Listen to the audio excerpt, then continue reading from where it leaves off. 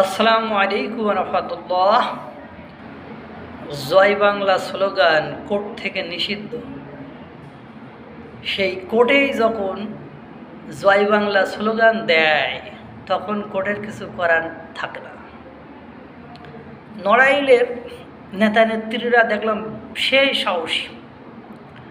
এর আগে একসাথে 30 জন না 36 জন কোর্টে ধরা দিয়েছিল। কোর্টে ধরা দেওয়ার পরে সেই কোর্টে তারা উচ্চস্বরে জয় বাংলা জয় বঙ্গবন্ধু স্লোগান দিয়ে কারাগারে গিয়েছিল।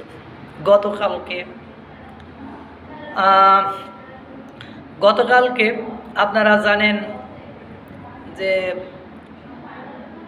নড়াইলের পৌর মেয়র, সাবেক মেয়র এবং নড়াইলের জেলা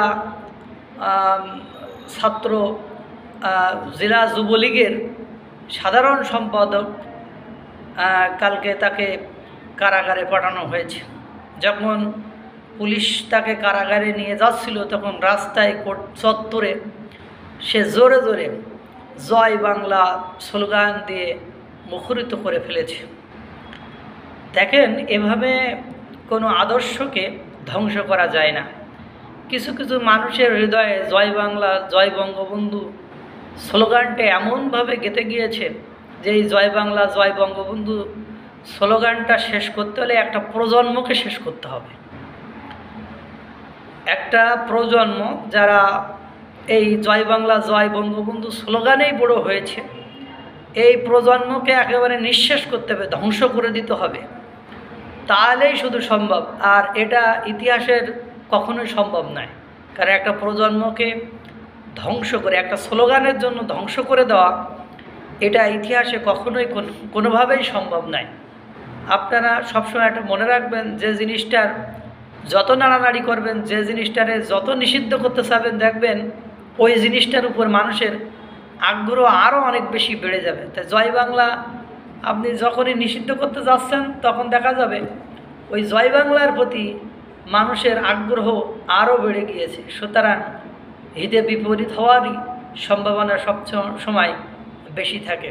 আর ইতিমধ্যে বিভিন্ন রাজনীতিবিদদের পোস্ট থেকে এটা সুস্পষ্ট যে রিফাইন্ড আওয়ামী লীগ গণতান্ত্রিক উপায়ে মাঠে আসছে, এটা বোঝা যাচ্ছে। কারণ হাসনাত আবদুল্লাহর পোস্ট থেকে সেটা সুস্পষ্ট আভাস পাওয়া গিয়েছে এবং সেখানে যারা কাজ করছে এখন, এবং ইভেন আমার মনে হচ্ছে ডক্টর মোহাম্মদ ইউনূসও এখান থেকে বের হতে পারবে না, বা এই কাজটা সে আওয়ামী লীগকে নিষিদ্ধ করতে পারবে না। এর কোনো উপায় নেই। কারণ বিদেশ সবসময় অন্তর্ভুক্তিমূলক নির্বাচন যায়, এবং শুধু বিদেশ কেন, কোনো দেশের মানুষই সাধারণ জনগণ বা কারো ভালোবাসার জিনিসটাকে নষ্ট করতে চায় না, এবং যারা অন্যায় করেনি তাদের উপরে জোর করে কোনো জিনিস চাপিয়েও দিতে চায় না। এই জন্য ডক্টর মোহাম্মদ ইউনূস একটা আন্তর্জাতিক মানের ব্যক্তিত্ব।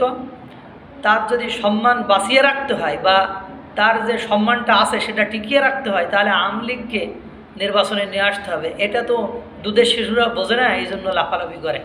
তো এই জয় বাংলা বন্ধ করা সম্ভব নয়, কারণ এটা মাঠে আবার ফিরে আসলো বলে। আল্লাহ তাআলা সকলকে ভালো রাখুক, সুস্থ রাখুক। আসসালামু আলাইকুম ওয়া রাহমাতুল্লাহ।